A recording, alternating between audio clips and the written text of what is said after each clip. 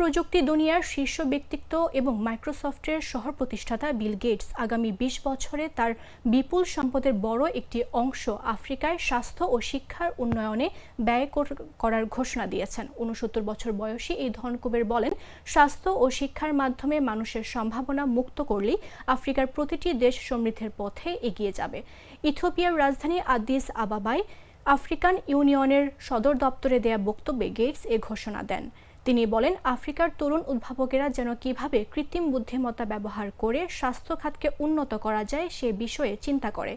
গত মাসে Bill Gates ঘোষণা দেন ২০৪৫ সালের মধ্যে তিনি তার সম্পদের ৯৯% দান করে দেবেন। তিনি ধারণা করছেন ওই সময়ে তার মোট সম্পদের পরিমাণ দাঁড়াবে প্রায় $২০০ বিলিয়ন। একই সময়ে গেটস ফাউন্ডেশন তাদের কার্যক্রমও বন্ধ করে দেবে বলে জানানো হয়েছে। মোজাম্বিকের সাবেক ফার্স্ট লেডি গ্রাসা মার্শেল গেটসের এই ঘোষণাকে স্বাগত জানিয়েছেন।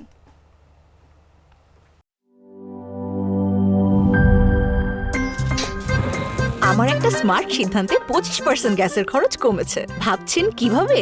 সাধারণ গ্যাস স্টোভ বদলে আমি এনেছি আরএফএল গ্যাস স্টোভ। এর সাইন্টিফিক নজল ও ব্রাস বার্নার ক্যাপ সমানভাবে তাপ ছড়িয়ে রান্না করে দ্রুত, তাই গ্যাসও বাঁচায় 25%, টাকাও বাঁচে 25%। আরএফএল গ্যাস স্টোভ, নিরাপদ ও গ্যাস সাশ্রয়ী।